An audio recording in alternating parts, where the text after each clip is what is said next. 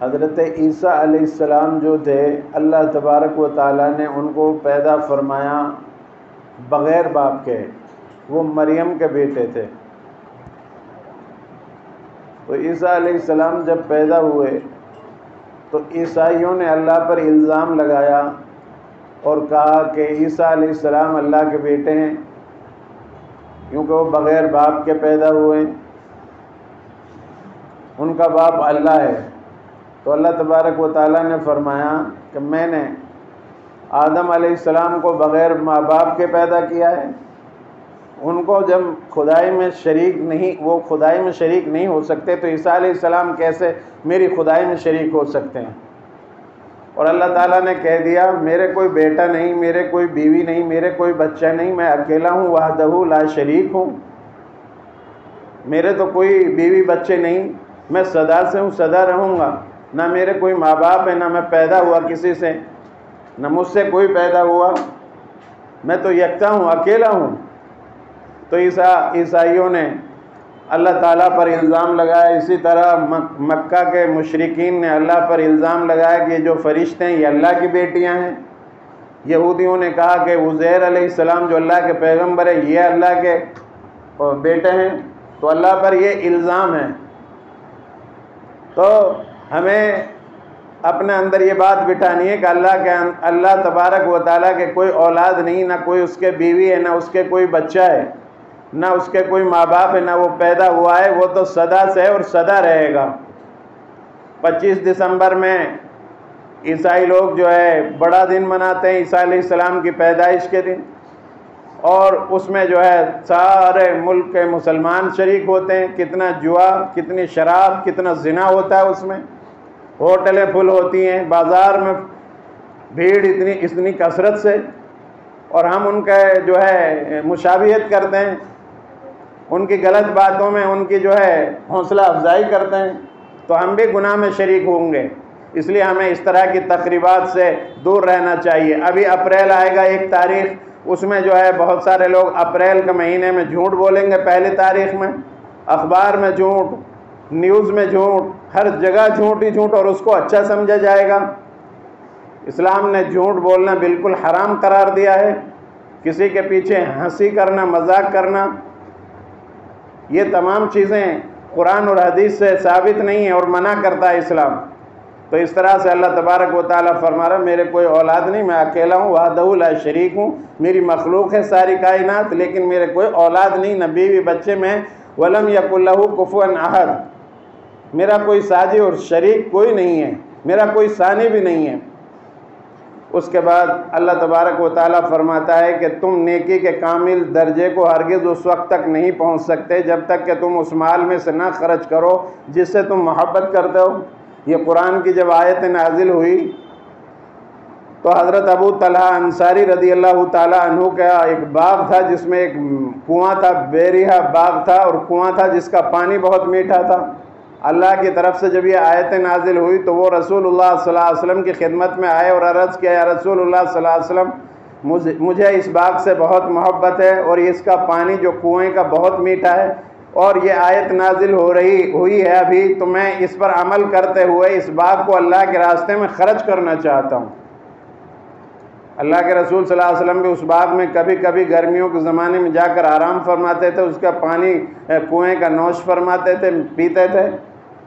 تو آپ صلی اللہ علیہ وسلم کو جب انہوں نے بتایا تو آپ صلی اللہ علیہ وسلم نے ان کی تحسین فرمائی اور ارشاد فرمایا تو نے بہت ہی اچھا مال اللہ کے راستے میں خرچ کیا۔ یعنی صحابہ قرآن اتر رہا ہے اور فوراً اس پر عمل کر رہے ہیں۔ اس کا مطلب یہ ہے کہ اچھا مال اللہ کے راستے میں خرچ کرو گے تو اور اجر کا باعث ہوگا اور اللہ تبارک و تعالیٰ اس کے اجر عظیم عطا فرمائے گا۔ لیکن اگر ہم اس سے ادنا چیزیں بھی اللہ کے راستے میں صدقہ اور خیرات کرتے ہیں تب بھی اللہ ہمیں اجر عطا فرمائے گا۔ بہرحال اس طرح سے اللہ تبارک و تعالیٰ فرما رہا ہے۔ اس کے بعد 2 قبیلوں کا ذکر ہوا قرآن مجید میں۔ اللہ کے رسول صلی اللہ علیہ وسلم جب مدینہ منورہ آئے تو یہ 2 قبیلے اس سے پہلے لڑتے رہتے تھے آپس میں، اوس اور خزرج مدینہ میں تھے یہ دونوں، اور ان کی جنگ چلی ہوئی آ رہی تھی سالوں سے، اور جب کوئی مرتا تھا تو مرنے والا وصیت کر کے جاتا تھا کہ ان سے لڑنا، میرے خون کا بدلہ لینا. ذرا ذرا سی بات پر ان کی لڑائیاں ہو جاتی تھی، اور ان کو وہ قبیلے دونوں آپس میں دشمن تھے ایک دوسرے کے، کسی کو ایک دوسرا دیکھنا نہیں چاہتا تھا. اللہ کے رسول صلی اللہ علیہ وسلم جب مدینہ منورہ میں تشریف لائے تو آپ نے دیکھا کہ ان دونوں قبیلوں میں آپس میں لڑائی ہے اور صدیوں سے چلی آ رہی ہے ان کی دشمنی، کس طرح سے یہ ایک ہوں. آپ صلی اللہ علیہ وسلم رحمت للعالمین ہر آدمی کو ایک دوسرے کو ملانا چاہتے تھے، لڑانا نہیں چاہتے تھے. ہم لوگ جو ہے لڑانے کی کوشش نہ کریں، جوڑنے کی کوشش کریں، توڑنے کی کوشش نہ کریں. ہمارے نبی کا یہ طریقہ، آپ نے ان کو دونوں کو کس مصلحت سے، کتنی محنت سے دونوں قبیلوں کو آپس میں ملاپ کروایا اور ان میں محبت پیدا کروائی. لیکن اس بات کو پسند نہیں کرتے تھے یہودی لوگ. ایک مرتبہ ایک یہودی جو ہے ان قبیلوں کے پاس سے گزر رہا تھا، اور یہ دونوں قبیلے کے لوگ جو ہے آپس میں ایک دوسرے سے بیٹھ کر باتیں کر رہے تھے بڑی پیار اور محبت سے. اس کو جو ہے یہ بات پسند نہیں آئی. اس نے ایک آدمی کو بلایا اور کہا کہ ان دونوں قبیلوں کی کس طرح لڑائی ہو سکے وہ کام کرو. اور ان کی جو جنگ بواس تھی، جس میں جو ان کی جنگ ہوتی تھی، ان کے جو پچھلے اشعار تھے بھڑکاؤ، جو آپس میں جو لڑائی کی باتیں تھی وہ ان کا بیان کرو. ان کے خاندانوں کی، ان کے بزرگوں کی آپس کی جو لڑائی تھی اس کو بیان کرو ان کے درمیان. چنانچہ اس نے ایسے ہی کیا. جب یہ دونوں قبیلے آمنے سامنے بیٹھے ہوئے پیار اور محبت کی باتیں کر رہے تھے تو ایک آدمی نے پچھلے زمانے کی یاد تازہ کرائی، اور پہلے تو پھر ان دونوں میں آپس میں گالی گلوچ ہونے لگی. پھر جو ہے تلوار جو ہے میان سے نکلنے لگی، اور جو ہے قریب تھا کہ یہ دونوں قبیلے پھر آپس میں دشمن بن جاتے. اتنے میں رسول اللہ صلی اللہ علیہ وسلم کو بتایا صحابہ نے کہ ایسے ایسے اوس اور خزرج جو ہے لڑنے والے ہیں. آپ صلی اللہ علیہ وسلم فوراً وہاں تشریف لائے اور ان کو لڑتے ہوئے کو پھر واپس ان کو نصیحت فرمائی اسی وقت میں، اور پھر جو ہے بھائی بھائی بنایا. تو اسلام یہ کہتا ہے کہ آپس میں ایک دوسرے سے قریب رہو، مل کر رہو. انما المؤمنون اخوہ، مسلمان کا بھائی ہے، کسی کو حلال نہیں اپنے بھائی کو تکلیف پہنچائے. ہم جو ہے لڑانے کی بات نہ کریں، جوڑنے کی بات کریں، توڑنے کی بات نہ کریں. ہمارے نبی نے ہمیشہ جوڑا ہے لوگوں کو اور ایک صف میں سب کو کھڑا کیا ہے. تو اس سے یہ سبق ملتا ہے. اس کے بعد اللہ تبارک و تعالی ہمیں فرما رہا ہے کہ تم بہترین امت ہو اس لیے کہ تم جو ہے نبی کے بعد دعوت کا کام کرتے ہو. پہلی امتوں کا کام تو صرف یہ تھا کہ وہ نبی کی بات سن کر اس پر عمل کرتے تھے، دوسروں کو دعوت نہیں دیتے تھے. نبی آتا تھا دوسرا، پھر وہ دعوت دیتا تھا. لیکن اس امت کا کام یہ ہے کہ یہ دعوت کا کام کرتی ہے. کیا مطلب؟ جو نبی صلی اللہ علیہ وسلم وراثت دین چھوڑ کر گئے، قرآن چھوڑ کر گئے، اس کی دعوت لوگوں میں دینا. آج بھی غیر مسلم یہ سمجھتا ہے کہ جب مسلمان اللہ اکبر کہتا ہے اذان میں تو یہ اکبر بادشاہ کا نام لیتا ہے، حالانکہ ایسا بالکل بھی نہیں ہے. یہ تو اللہ اکبر کا مطلب یہ اللہ بڑا ہے. حی علی الصلاۃ، نماز کو آؤ، حی علی الفلاح، ترقی کے لیے آؤ.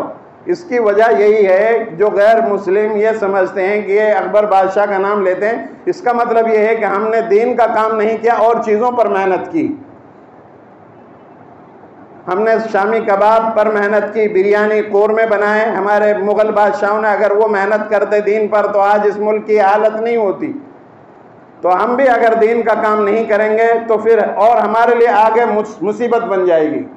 ہمیں چاہیے کہ اللہ کے دین کی دعوت دیں، خدا کے دین کی دعوت دیں، اور اس دین کی دعوت دینے میں ہی ہماری بھلائی ہے.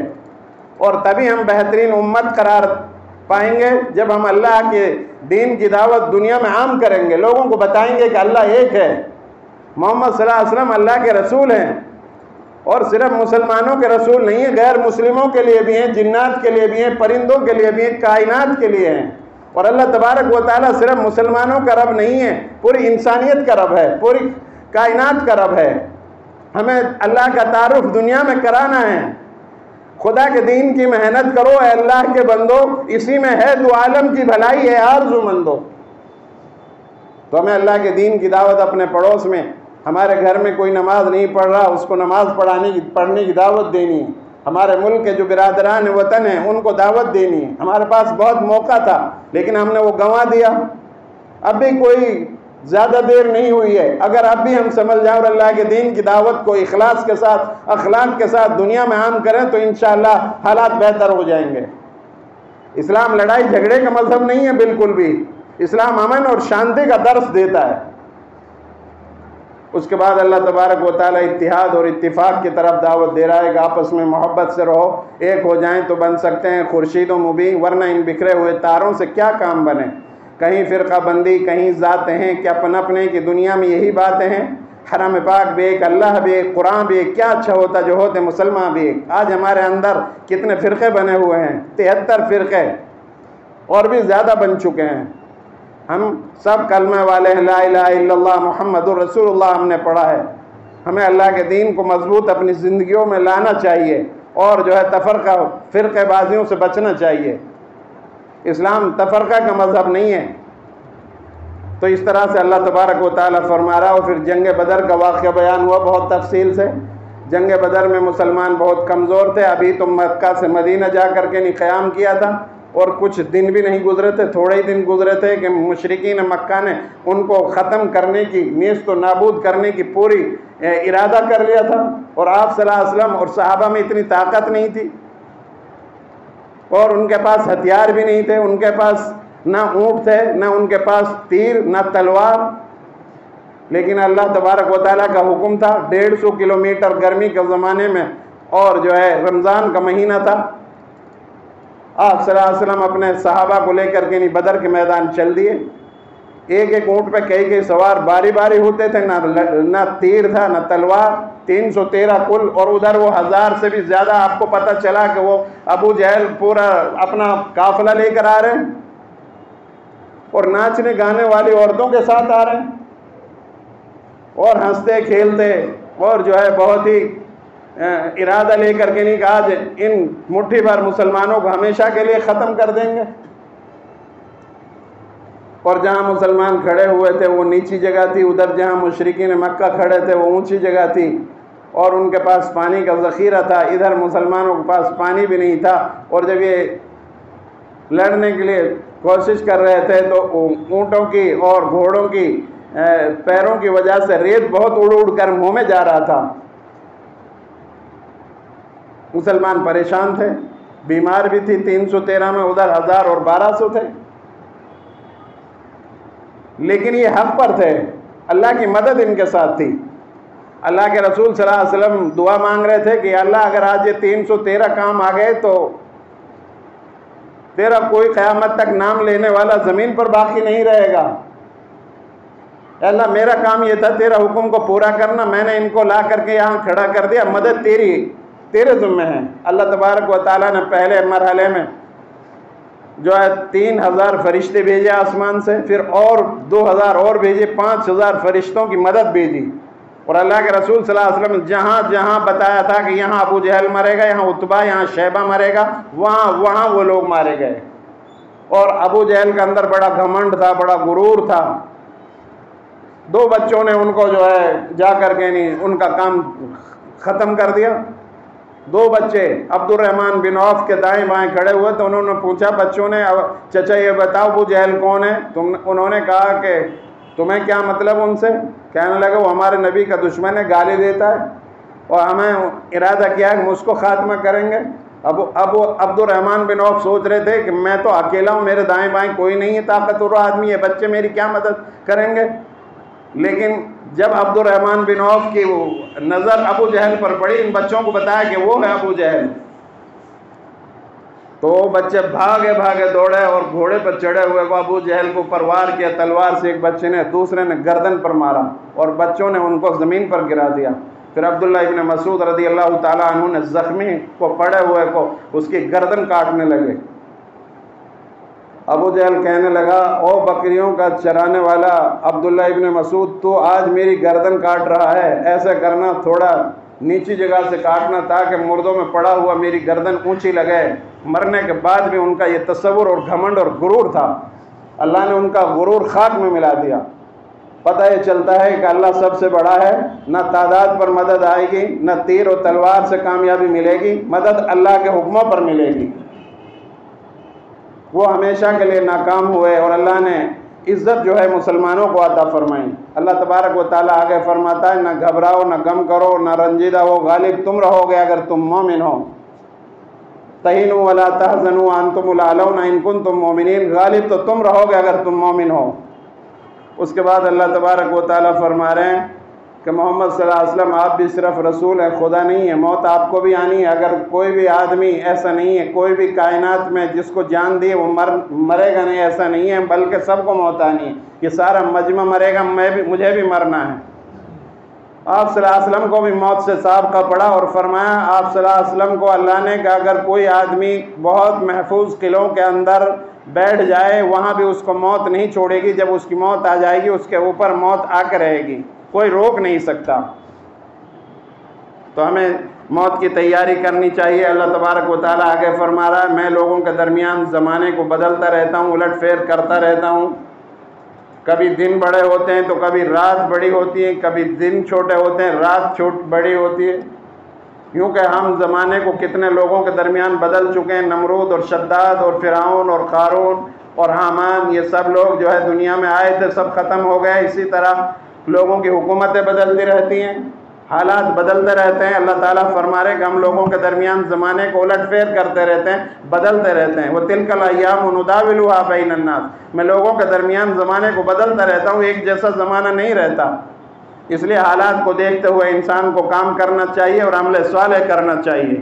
اور پھر آگے اللہ تبارک و تعالیٰ ہمیں حکم دے رہا ہے کہ اے مسلمانوں، اے انسانوں، زمین میں گھومو پھرو، اور ان لوگوں کی جو تم سے پہلے تھے، جو اپنے آپ کو بڑا طاقتور، بڑے پیسے والے، بڑی حکومت والے، ہواؤں پر حکومت تھی ان کی، اور جو ہے بس یہ سمجھتے تھے کہ ہم ہی رہیں گے اس دنیا میں اور کوئی نہیں رہے گا، کوئی نہیں آئے گا، ہمارا خاتمہ نہیں ہوگا۔ ان کی بستیوں کو، ان کے جو ہے کھنڈرات کو جا کر کے سیر و تفریح کرو، ان کا کوئی نام و نشان نہیں ہے، ان کے مٹ گئے، سب ختم ہو گئے، اور اسی طرح تم بھی ختم ہو جاؤ گے۔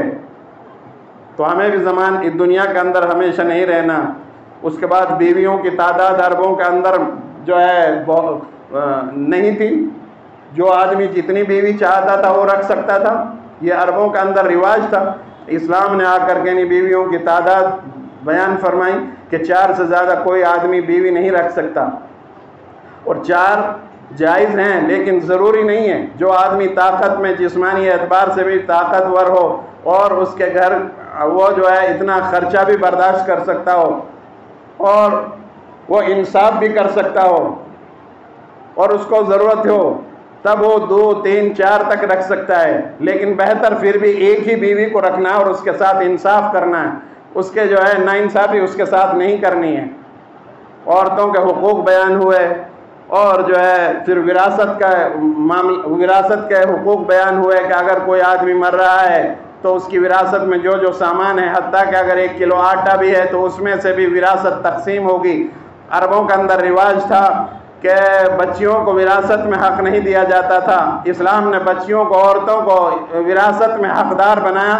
یہ علیحدہ بات ہے کہ مرد کو پورا حصہ دینے کا حکم دیا ہے، عورت کو بیٹے کے حصے سے آدھا حصہ دینے کو حکم دیا ہے، چونکہ اس کو شوہر کے ہاں سے ملنے والا ہے۔